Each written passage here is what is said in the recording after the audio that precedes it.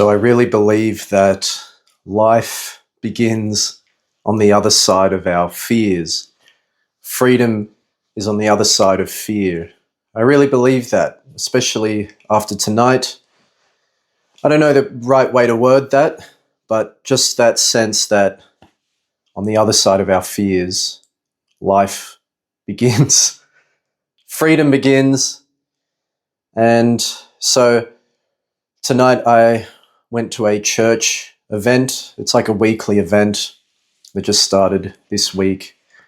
And I don't even really know what it's about, but it's just meeting people. So I don't know anybody there, and I just go.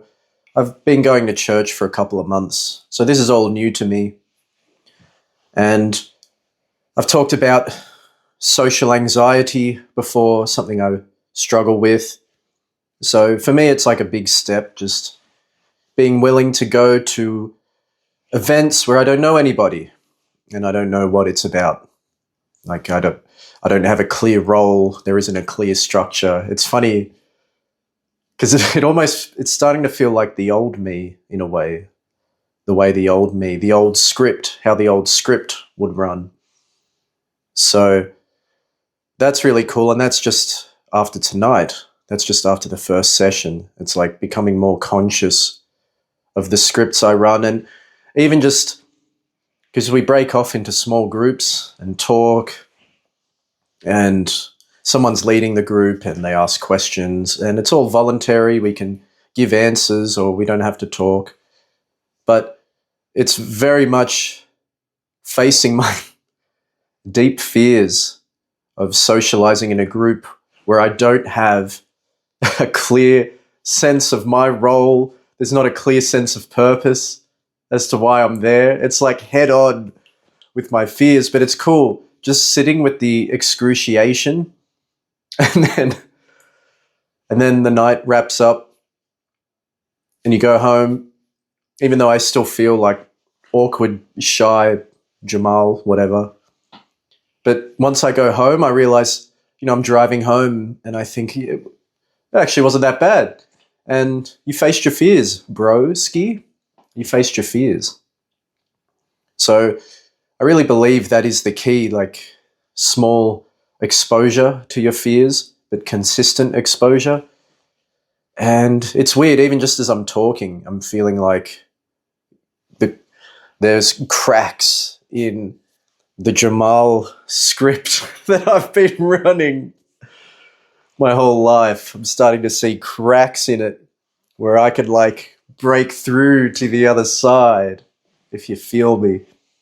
I'm starting to see this script as a script and not something that imprisons me, which is interesting. Was not expecting that for the conclusion of my Wednesday evening, where it's just routine. I do my teaching, I do my admin, I have my dinner, I go to bed, and then you wake up again, you have a shower.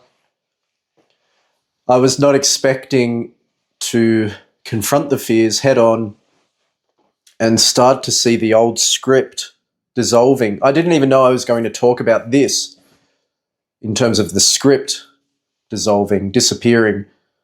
I just wanted to talk about the possibility that freedom exists on the other side of fear. And, it's not like I'm a social butterfly. It's not like I'm facing my fears and I'm suddenly just the life of the party. I'm very much in my little cocoon. And like I said, it's excruciating. I'm like looking at the ground. When there's like silence, it kills me. I don't mind silence when I'm by myself, but it's when there's silence in a group. It's just like, is someone going to talk? What are we all doing here? I don't want to step on anyone's toes. That's mostly my thing. I don't know how to explain it. I'm very receptive to people's personalities.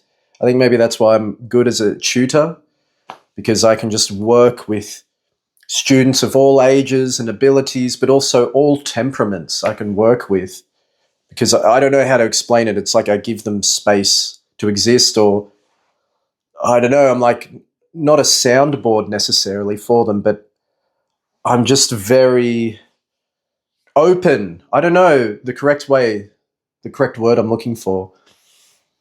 But it's also from a place of not wanting to step on someone's toes.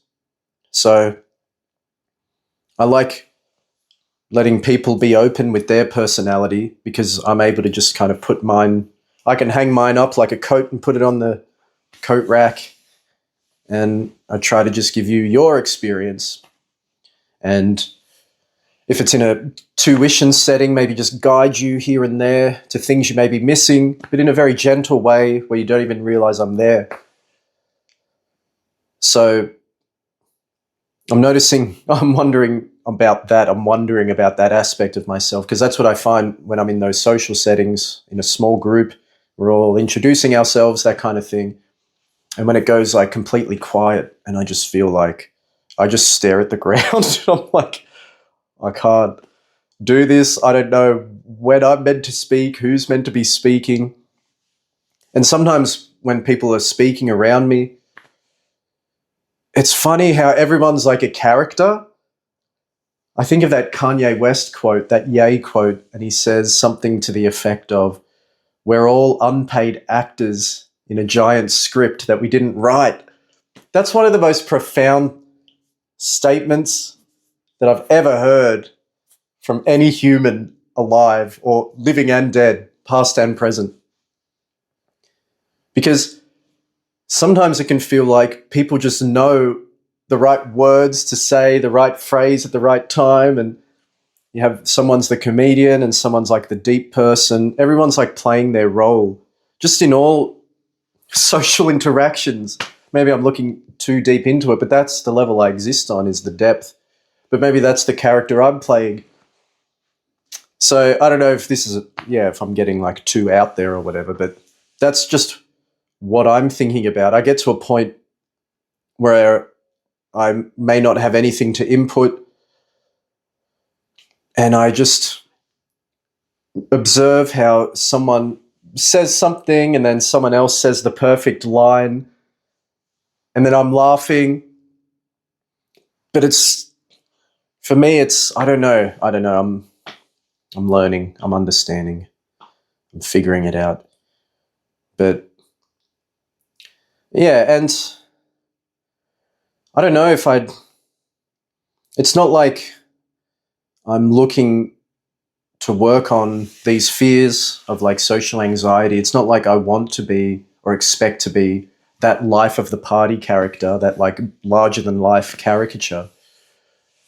It's not like I want to be that. Like, I think when you're growing up and you see people like that, and you can get kind of envious maybe because you want to be that, maybe. But I just kind of reached an age where I just decided I don't even really mind. If someone wants to be that person, they can, but I don't really mind anymore. I'm just not attached to that because I've got my little nook. I've got my music. I know how to express myself musically, or at least I have confidence in expressing myself musically. I'm always learning how to better express myself, and there's new emotions, new experiences to express as you age and as you go through life. But I just mean musically, I'm okay sharing my music, performing in front of people, but it's still, you're still putting yourself out there, even though it may seem like I've got the music confidence down. It's still, you enter new situations, new environments, you're still putting yourself out there. I guess you just get better at breaking the ice. You get more comfortable breaking that ice. So, I don't know, my conversation's just kind of going all over the place tonight, but it's cool. It's cool. I just wanted to share because I just feel like these group sessions are helping me a lot, even though I find it excruciating. And sometimes I don't know, I'd love to be able to explain this thing where sometimes it's like my brain can't handle when people are laughing too much. I don't know, because like I laugh with the jokes, but I don't know what it is. Sometimes I feel like my brain can't meet the energy. It's kind of like, I heard a comedian talking about years ago, I can't remember which comedian, how, you know, when you're watching even like a comedian or a funny movie, you reach that point where you start, I don't know, thinking about something in life, and then you find it hard to laugh. Like you're out of laughing energy. Even, yeah, you know, maybe it's like your social battery's running dry. So, but my whole point with today's talk, is just to say that I really believe that life begins on the other side of your fears. Your life begins on the other side of your fears.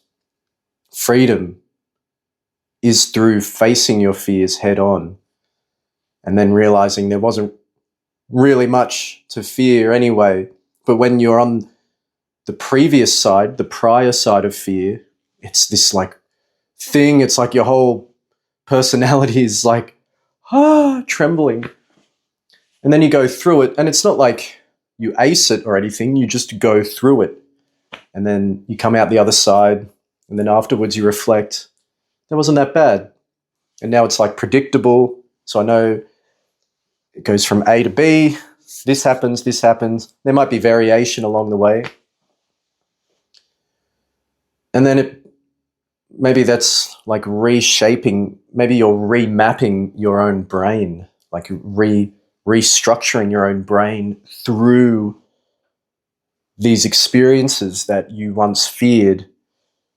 By going through them very gently, piece by piece, bit by bit, you're allowing yourself to rewire and create new experiences or a new relationship to the experience, which is then based in a kind of familiarity and a pattern that you can understand.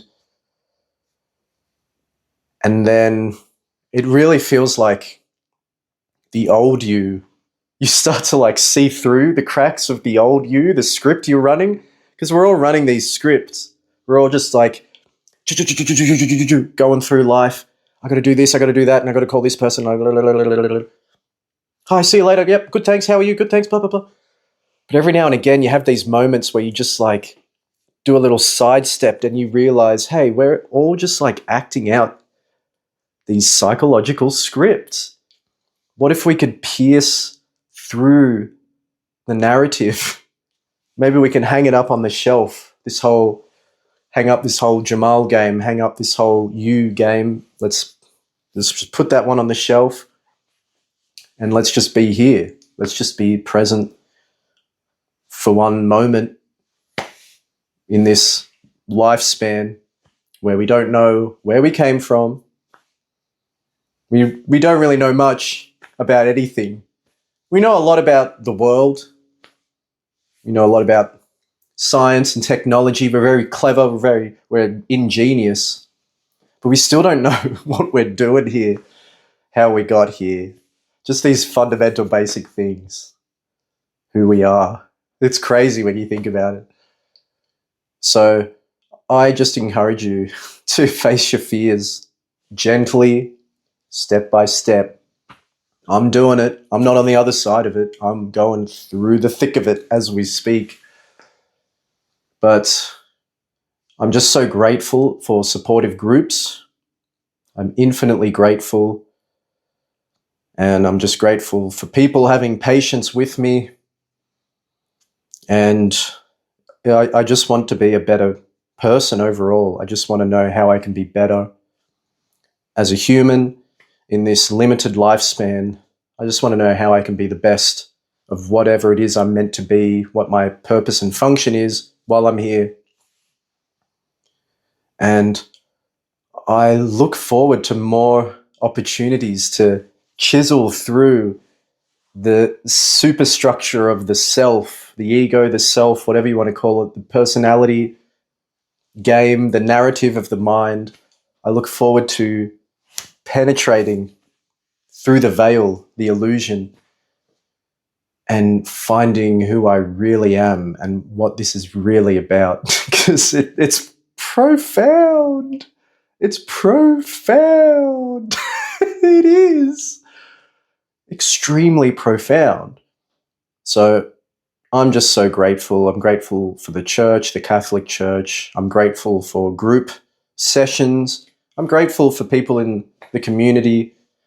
I'm just grateful for open and supportive people, and just for the opportunities to face fear. I'm grateful for my fears, because then I get the opportunity to face them and meet them and realize most of the time there's nothing to fear. But when we haven't faced the fear, it looks like this big giant. It's like if a cat goes past a lamp and you just see the shadow and you just think, oh my gosh, there's a massive, some kind of wildebeest. But if you just look closer, I mean, maybe it is a wildebeest, maybe you should run. But I just mean in terms of shadow projections, maybe it is just something that our mind has enlarged, has blown way out of proportion. If we want to talk about the nature of the mind and the nature of projection, not even just in psychological terms, but just in terms of, well, I guess it is psychological, but I mean it like more like how a movie projects onto a screen, how the mind projects onto reality, onto the world, and we think it's so real, but maybe it's just a projection that we can stand back from. We don't have to be caught up in it. We can put it down. We can take off that costume, and there may be someone else. There may be like another being within, and then maybe there's another costume we got to take off and put it over there, and then maybe there's another one. But then what's left once you take off all the costumes? What is left at the core? You know, it's kind of fascinating.